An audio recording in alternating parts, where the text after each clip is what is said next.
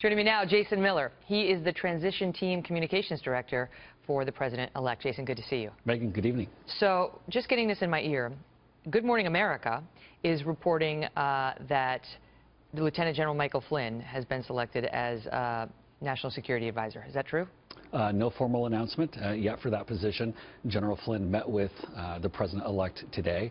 He's been a companion on the campaign trail quite a bit, as we've seen over the past few months. But are you denying it? Will you deny it here? I'm saying he'd be a fantastic addition to somewhere to the administration. I'll let the President-elect make that decision. When are we going to get the decision? I'm a huge fan of General Flynn, and I'll leave that any decisions. You think tomorrow? I'll leave that to the President-elect. Okay. All right. It's exciting.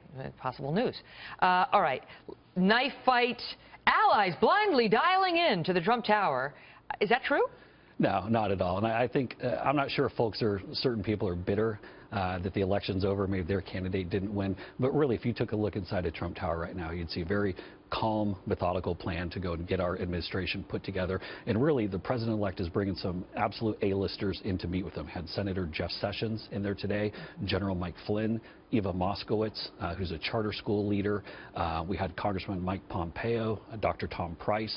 You look ahead to tomorrow, we have South Carolina Governor Nikki Haley coming in to meet with the President-elect, Florida Governor Rick Scott, Ken Blackwell from Ohio. I mean, just some absolute A-listers that are coming in. Some folks will be coming in to give counsel on maybe what an administration should look like and how to form things. Others might be under consideration for certain posts. It's a mystery. Let me ask you, I know you just got off of a conference call. What was that about? So we're doing daily calls with the press corps to talk about what's going on with the President-elect's schedule. So we went through the meetings that Mr. Trump had today. Okay. Went through a little bit. Were they saying, where is he? Where is he? Did he go back out to dinner? Does he understand? I mean, listen, this is a big deal for the media. I don't know that the American people care that much about it. But in the media world, we get to follow the president and the president-elect pretty much for every waking minute of his entire life. Is Donald Trump going to allow that? Well, of course, we're going to form a protective pool, and there'll be the press that'll be covering him during his time as president.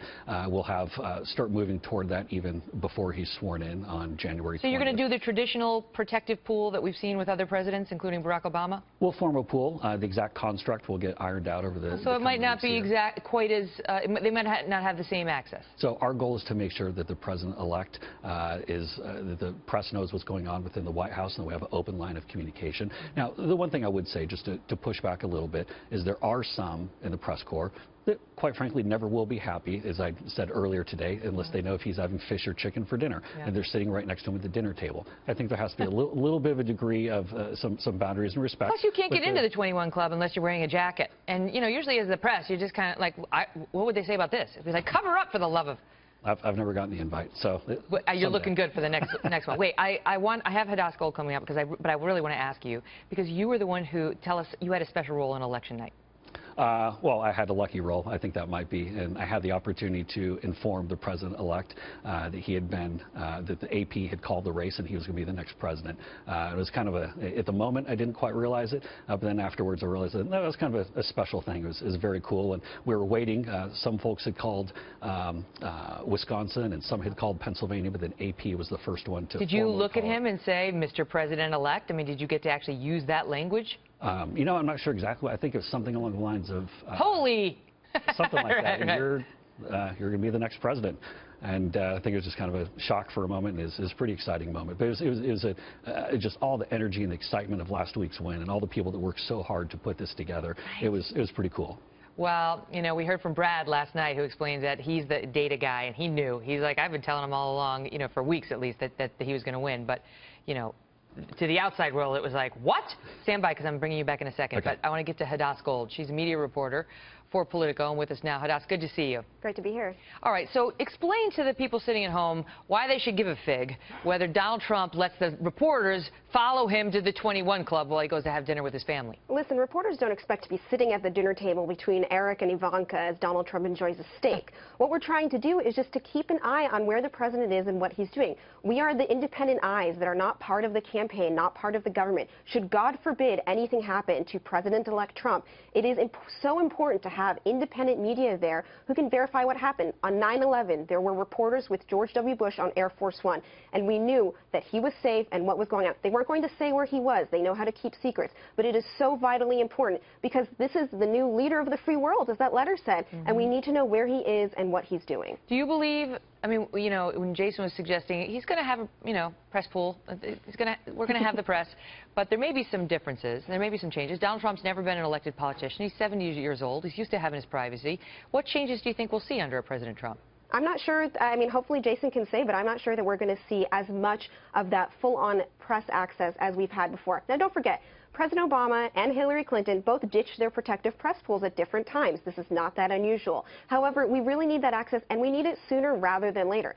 We don't know. That's the thing. We don't know when it's going to come. Is it going to be a week before Inauguration Day? Is it going to come tomorrow? Hopefully it will be tomorrow. You raise a good point about 9/11, because that was supposed to be just any other day. And he was, you know, President George W. Bush was sitting there reading a children's book to an elementary school class. And no one knew that this was going to turn into 9/11. And it's good that we were there. Hadass, thank you for being here. So, Jason, you know, you understand the importance, right? It's like, think about that. Well, it's not that the press are just nosy. They're trying to do the people's business. Absolutely, and they have a job to do, and that's to keep the American people informed. And also, I think there has to be that little degree of privacy. One thing to keep in mind with Mr. Trump is that he has one of the most public, one of the most visible lives probably in the world. There's a microscope on every single movement. There are folks who are watching every single thing. And I do think that when it comes to maybe a family dinner, that there can be that little bit of privacy. Okay. Let me ask you this. I want to get to this other thing. Lobbyists. Big move today in Team Trump in fulfilling a campaign promise. And why don't you tell them what it was? Well, one of the campaign promises was to make sure that there weren't lobbyists involved with the transition team. And so under the guidance and the leadership of the Vice President-elect and with our Executive Director of the transition team, we're making sure that no federal or state lobbyists are involved with the transition team. And so folks have a choice. They can be part of the transition team or they can be a lobbyist, but you can't be doing both. And this really goes to the broader package of some of the ethics reforms. Drain the swamp. Drain the swamp that the President-elect rolled out, where he said that if you serve in a leadership position in the executive branch, then you're not going to be a lobbyist for 5 years. And anyone signing up to go into the White House is going to have to live by that. That will come as a delightful piece of news to many of our viewers. Drain the swamp. Great to see you, Jason. Thanks, Megan.